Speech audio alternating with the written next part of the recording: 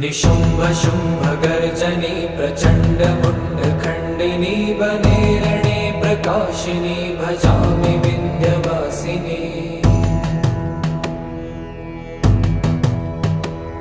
त्रिशूलमुण्डधारिणी धराविघातहारिणी गृहे गृहे निवासिनी भजामि विन्ध्यवासिनी।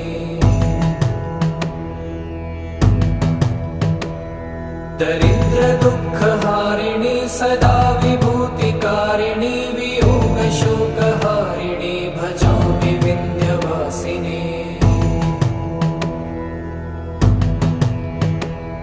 लसत्सुलोललोचनं लतासनं